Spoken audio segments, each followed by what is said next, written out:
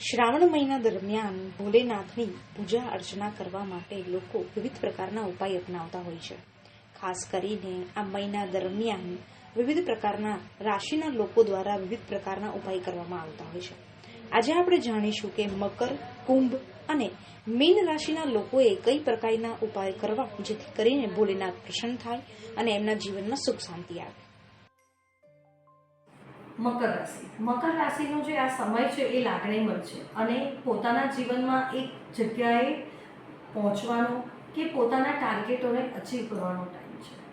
અને ઘણીવાર પણ એવું થાય છે કે હું આ કેવી રીતે કરી શકું અને આ હું કેવી રીતે પાર પાડી શકીશ. આ સમયે તમારે શિવની આરાધના કરવાથી તમે આ મુશ્કેલ સમયથી બહાર નીકળી શકો છો.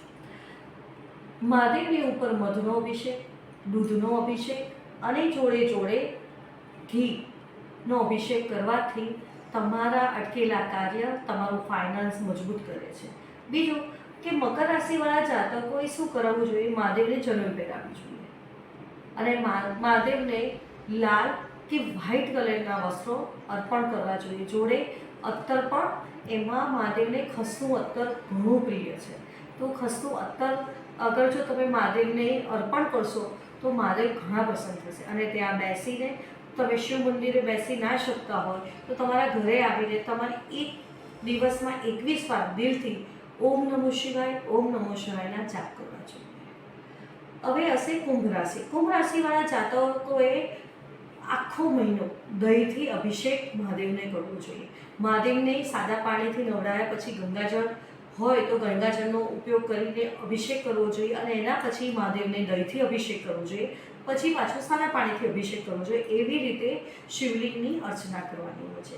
એ અર્ચના કર્યા પછી તમારે ત્યાં રહેલા ગરીબ જે હોય, ગરીબ બ્રાહ્મણ હોય કે ગરીબ વ્યક્તિ હોય, એમને કોઈ પણ ફૂડ પેકેટ આપવા જોઈએ, કાં તો કોઈ નાસ્તો આપવો જોઈએ. જે કરવાથી કુંભ રાશિવાળાને સ્વાસ્થ્યમાં અને પોતાના જીવનમાં સારું રહેશે. મીન રાશિવાળા જાતકોએ ને અભિષેકમાં લીલા નારિયેળના પાણીથી અભિષેક કરવો જોઈએ.